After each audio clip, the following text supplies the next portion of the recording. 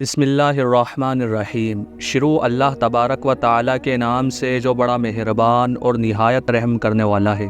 आज की वीडियो में हम बात करेंगे मुसलमान बकरा ईद में कुर्बानी क्यों करते हैं। ईद और बकरा ईद इस्लाम धर्म के दो सबसे ख़ास त्यौहार हैं और इसे दुनिया भर के मुसलमानों द्वारा मनाया जाता है। जहां ईद में लोग लगभग महीने भर रोज़ा रखने के बाद ईद की खुशी मनाते हैं, वही ईद के 2 महीने 10 दिन बाद बकरा ईद आती है। इस मौके पर कुर्बानी दी जाती है। दोस्तों, क्या कभी आपने जानने की कोशिश की है कि आखिर इस मौके पर कुर्बानी क्यों दी जाती है और इसके पीछे की कहानी क्या है? चलिए आज मैं यानी आपका दोस्त हाफिज़ अरशान आपको बताता हूँ बकरा ईद में कुर्बानी क्यों दी जाती है और इसके पीछे की पूरी कहानी क्या है। दोस्तों, वीडियो में आगे बढ़ने से पहले आपसे एक रिक्वेस्ट है कि आप वीडियो को लाइक कर दें और चैनल को सब्सक्राइब कर दें। ऐसे ही मज़ेदार वीडियो हमारे चैनल पर रोज़ अपलोड होती रहती है।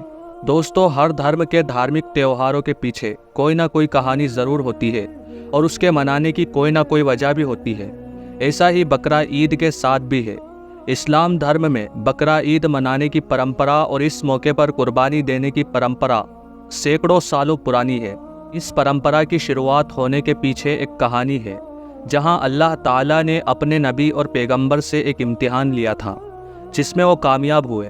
उसके बाद बकरा ईद के मौके पर कुर्बानी देने का हुक्म अल्लाह ताला की तरफ से हो गया। चलिए अब आपको पूरी कहानी बताते हैं।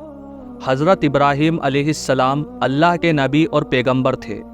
एक रात जब इब्राहीम अलैहिस्सलाम रात में सो रहे थे तो उन्होंने ख्वाब में देखा, जिसमें अल्लाह ताला ने इब्राहीम से कहा, इब्राहीम, तुम्हारे नज़दीक जो सबसे पसंदीदा और सबसे करीब है, तुम उसे मेरी राह में कुर्बान कर दो। यहाँ कुर्बान का मतलब सेक्रीफाइस है, यानी अल्लाह ताला इब्राहीम अलैहिस्सलाम से उनकी सबसे करीबी चीज़ को सेक्रीफाइस करने के लिए कह रहे थे, क्योंकि नबी और पैगंबरों का ख्वाब कभी झूठा नहीं होता था। वो जो कुछ भी देखते और सुनते थे वो अल्लाह का हुक्म होता था। इसीलिए इब्राहीम ने उस ख्वाब के ज़रिए मिले हुए हुक्म को पूरा करने में लग गए। इब्राहीम के पास उस वक्त ऊँटों का एक बड़ा ज़ख़ीरा था। उनमें से उन्होंने 100 ऊँट अल्लाह के नाम कुर्बान कर दिए। उन्होंने सोचा अल्लाह ताला ने जिस बात का हुक्म ख्वाब में दिया था वो पूरा हो गया। लेकिन जैसे ही अगली रात वो सोए, फिर से उन्हें ख्वाब आया, जिसमें अल्लाह ताला उनसे कह रहे थे, इब्राहीम, तुम्हारे लिए जो सबसे प्यारा है, तुम जिससे बहुत मोहब्बत करते हो, उसे मेरी राह में कुर्बान कर दो। फिर से वही ख्वाब देखने पर हज़रत इब्राहीम अलैहिस्सलाम ने सोचा शायद 100 ऊँटों की कुर्बानी कबूल नहीं हुई है। इसीलिए उन्होंने अगले दिन 200 ऊँटों की कुर्बानी दे दी। लेकिन 200 ऊँटों की कुर्बानी के बाद जब इब्राहीम अलैहिस्सलाम फिर से सोने गए तो रात में उन्होंने वही ख्वाब देखा, जिसमें अल्लाह ताला उनसे अपनी सबसे पसंदीदा चीज़ कुर्बान करने की बात कर रहे थे। अब इब्राहीम अलैहिस्सलाम सोच में पड़ गए कि आखिर अल्लाह किस चीज़ की कुर्बानी उनसे चाहते हैं। फिर उन्होंने सोचा कि इस दुनिया में मेरे लिए सबसे अजीज़ यानी कि सबसे करीबी मेरा बेटा इस्माइल है। आपकी जानकारी के लिए बता दें कि इब्राहीम अलैहिस्सलाम को बेटे का सुख बुढ़ापे में अल्लाह ताला के हुक्म की वजह से हुआ था। वही बेटा उनके लिए काफ़ी करीबी था और वो उनके लिए जान से बढ़कर था। अब इब्राहीम अलैहिस्सलाम समझ चुके थे कि दरअसल अल्लाह ताला उनसे उनके बेटे की कुर्बानी देने के लिए कह रहे हैं। हज़रत इब्राहीम अलैहिस्सलाम को ये बात समझ में आ गई। दरअसल इसके ज़रिए अल्लाह ताला ये देखना चाहते हैं कि इब्राहीम अपने बेटे से ज़्यादा मोहब्बत करता है या अल्लाह से, क्योंकि अब इब्राहीम अलैहिस्सलाम के सामने सब कुछ साफ हो चुका था। इसीलिए वो सुबह में उठे और अपनी बीवी को कहा कि बेटे इस्माइल को बहुत अच्छे से नहला दो और उसे नए कपड़े भी पहना देना। बिल्कुल उसे किसी दूल्हे की तरह सजा दो। मैं उसे अपने दोस्त के यहाँ लेकर जा रहा हूँ। उस समय इस्माइल अलैहिस्सलाम की उम्र मुबारक 13 साल की थी। हज़रत इब्राहीम अलैहिस्सलाम के हुक्म के मुताबिक उनकी बीवी ने बेटे इस्माइल को नहला धुलाकर नए कपड़े पहना दिए और उन्हें खुशबू भी लगा दी और फिर हज़रत इस्माइल अलैहिस्सलाम को अपने साथ लेकर इब्राहीम अलैहिस्सलाम एक पहाड़ी की तरफ चल दिए। हज़रत इब्राहीम अलैहिस्सलाम नियत कर चुके थे कि अपने बेटे की कुर्बानी अल्लाह के लिए देंगे, लेकिन इधर शैतान भी अपने काम पर लग गया। शैतान सीधे हज़रत इब्राहीम अलैहिस्सलाम की बीवी के पास गया اور اس نے کہا ابراہیم نے تمہیں کہا ہے کہ وہ تمہارے بیٹے اسماعیل کو دوست کے گھر لے کر جا رہا ہے، لیکن اصل میں وہ دوست کے گھر نہیں بلکہ تمہارے بیٹے کو اللہ کی راہ میں قربانی دینے کے لیے لے جا رہا ہے، کیونکہ اللہ تعالیٰ نے اسے ایسا کرنے کا حکم دیا ہے۔ اس پر حضرت ابراہیم علیہ السلام کی بیوی نے کہا جب اللہ تعالیٰ نے ایسا کرنے کا حکم دیا ہے تو پھر بہت ہی خوشی کی بات ہے۔ تم ایک اسماعیل کی بات کرتے ہو، اگر میرے 1000 اسماعیل بھی ہوتے نا تو اللہ تعالیٰ کے حکم سے ہم انہیں بھی قربان کر دیتے۔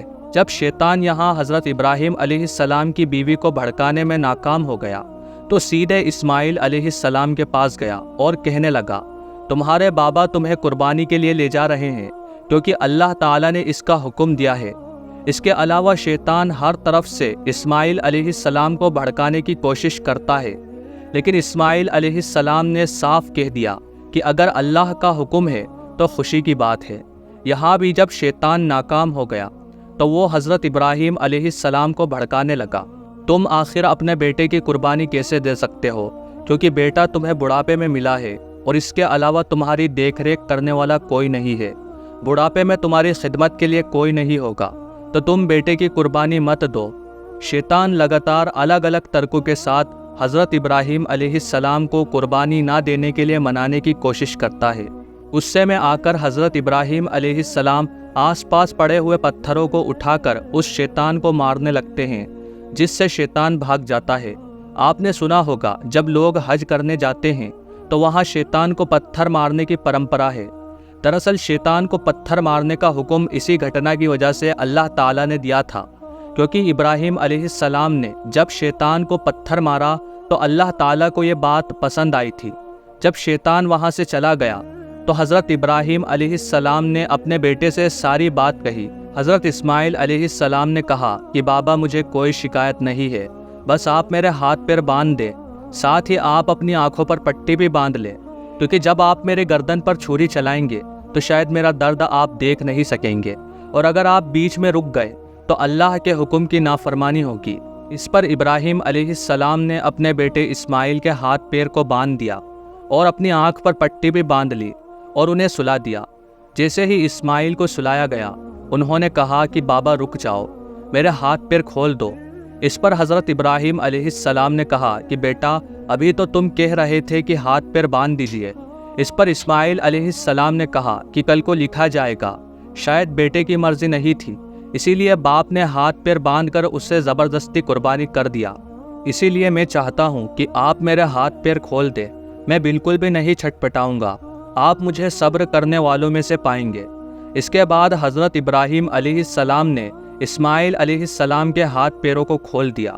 اس کے بعد آنکھ پر پٹی باندھ کر حضرت ابراہیم علیہ السلام بیٹے کی گردن پر چھری چلانے لگے، لیکن پوری طاقت لگانے کے بعد بھی گردن ذرا بھی نہیں کٹی۔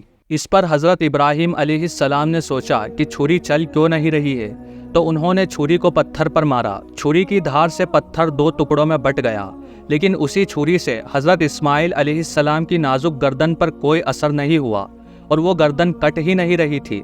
انہوں نے دوسری بار کوشش کی، اس بار گردن کٹ گئی، لیکن جب انہوں نے آنکھیں کھولی تو وہاں پر ایک جانور کی لاش پڑی ہوئی تھی اور ان کا بیٹا اسماعیل بغل میں کھڑے ہو کر مسکرا رہا تھا۔ دراصل جب حضرت ابراہیم علیہ السلام اپنے بیٹے کی قربانی کرنے کی کوشش کر رہے تھے تو اللہ تعالیٰ نے ترنت جبرائیل علیہ السلام کو بلایا اور کہا کہ ابراہیم اس امتحان میں کامیاب ہو گیا، اسی لیے جلدی سے تم جنت سے ایک جانور لے کر جاؤ اور اسے اسماعیل کی جگہ پر رکھ دو اور اسماعیل کو صحیح سلامت وہاں سے ہٹا دو۔ اسماعیل کی جگہ قربان ہونے والا جانور دمبا تھا، جو ایک بھیڑ کی شکل کا جانور ہوتا ہے۔ اس کے بعد فوراً حضرت ابراہیم علیہ السلام کو غیب سے آواز آئی کہ ابراہیم تم نے ثابت کر دیا ہے کہ تم مجھ سے بھی بہت زیادہ محبت کرتے ہو اور تم اس امتحان میں کامیاب ہو گئے، ہم نے تمہاری قربانی قبول کر لی ہے۔ اسی کے بعد اللہ تعالیٰ نے حضرت ابراہیم علیہ السلام کی اس قربانی کو زندہ رکھنے کے لیے لوگوں کو قربانی کرنے کا حکم دیا، اور تبھی سے ہر سال لوگ قربانی کرتے ہیں۔ دوستو امید کرتے ہیں آپ کو یہ ویڈیو پسند آئی ہوگی۔ اگر ویڈیو پسند آئی ہو اور آپ کو جانکاری اچھی لگی ہو تو ویڈیو کو لائک کریں اور اپنے دوستوں کے ساتھ شیئر کریں، اور چینل پر نئے ہیں تو چینل کو بھی سبسکرائب کریں۔ اللہ تبارک و تعالی آپ کا اور ہمارا حامی اور مددگار ہو، آمین۔